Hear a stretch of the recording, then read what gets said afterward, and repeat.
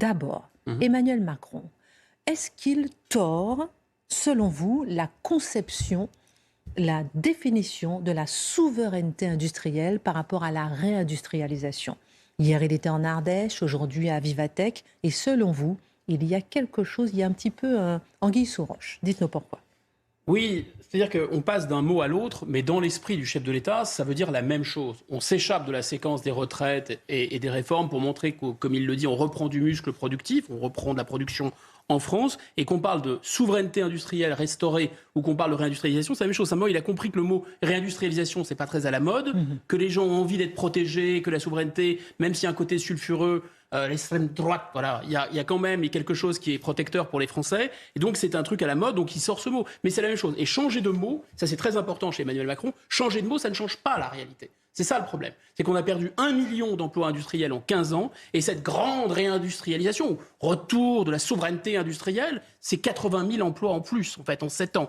1 million en moins, 80 000 en plus, voilà, on est dans ces ordres de grandeur. Donc hier, il a visité un centre, un labo pharmaceutique d'une entreprise qui s'appelle Aguetan, qui met dans des solutions, dans des poches pour les injecter aux malades.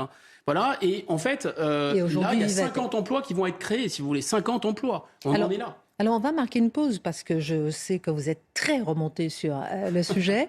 On marque une pause et puis on revient juste. Guillaume Bigot, vous êtes totalement remonté par rapport à cet itinéraire ou cette itinérance d'Emmanuel Macron avec comme définition, comme quête de la souveraineté industrielle. Est-ce que cette volonté de promouvoir une restauration de notre souveraineté industrielle n'est pas liée à ce concept défendu par le chef de l'État de souveraineté européenne?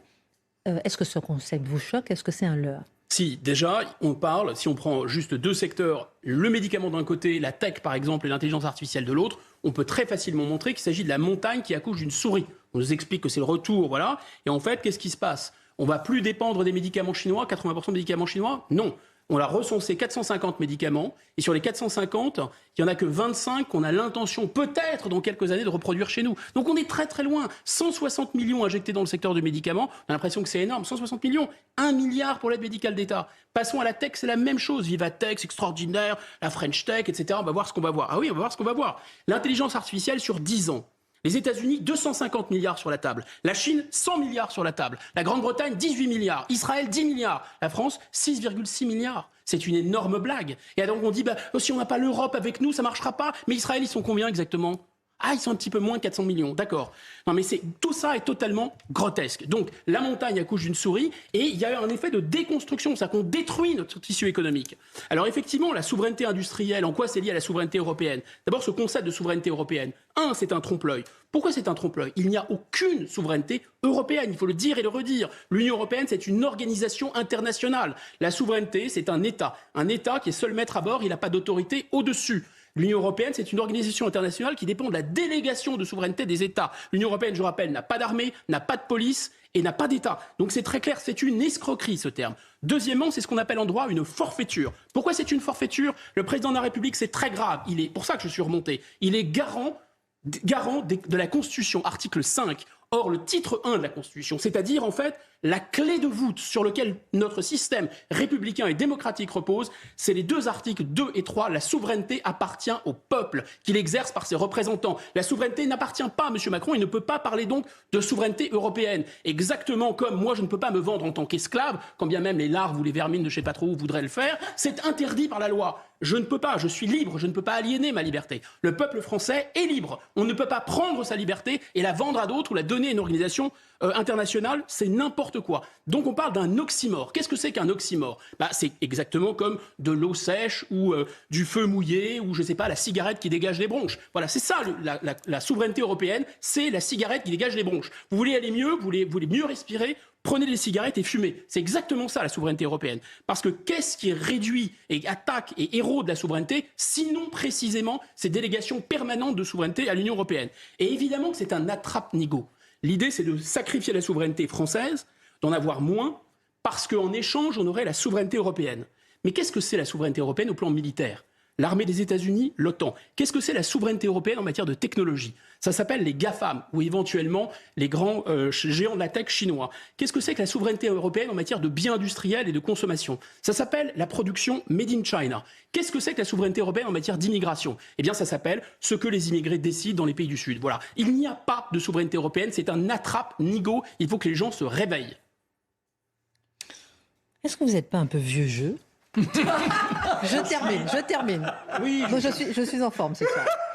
je vais me rouler avec les artichauts. Je et n'ai pas les fini godemiches. ma question. Comme ça, je serai à la mode. Est-ce que vous n'êtes pas un peu vieux jeu, accroché à une notion un peu dépassée de la souveraineté nationale? La Chine pèse 1 milliard, l'Inde aussi, et l'Union européenne, plus de 460 millions. L'Europe n'était pas la bonne échelle et la bonne solution pour bâtir une puissance économique susceptible de rivaliser avec la Chine, avec l'Inde, avec les États-Unis. C'est comme ça que cette déconstruction de notre puissance s'opère. C'est parce que sur le papier, c'est une bonne idée. Sur le papier, on est plus fort unis que seul, on est plus fort, plus nombreux que seul, évidemment.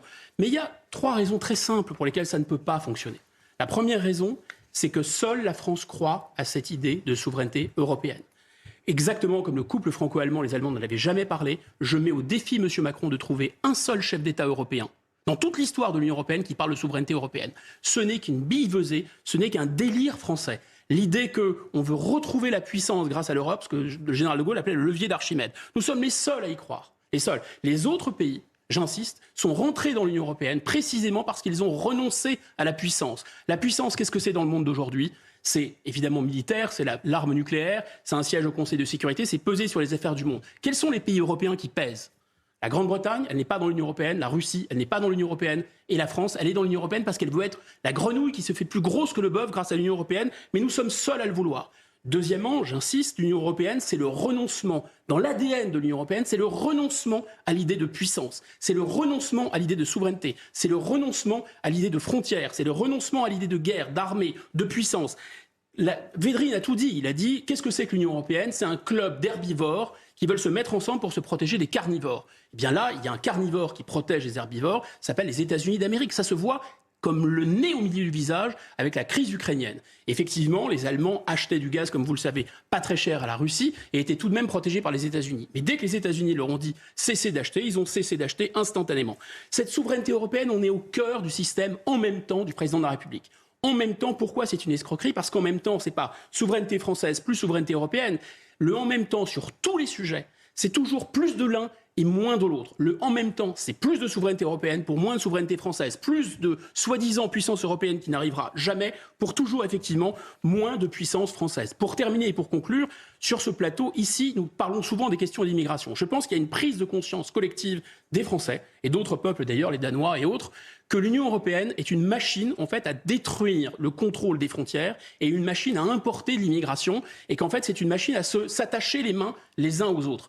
Nous n'avons pas encore compris que c'est la même chose en matière d'industrie. L'Europe interdit de protéger nos industries technologiques de haut vol. L'Europe nous empêche de financer avec notre argent. Vous vous rendez compte, on donne 13 milliards d'euros chaque année à l'Union européenne en contribution nette. Imaginez seulement qu'on mette 5 milliards dans la tech et dans l'intelligence artificielle, mais on ferait revenir les 300 000 codeurs et je pense qu'assez rapidement, on pourrait doubler les États-Unis. Mais ça, on ne le veut pas puisqu'on veut se suicider exactement comme les wokistes se suicident.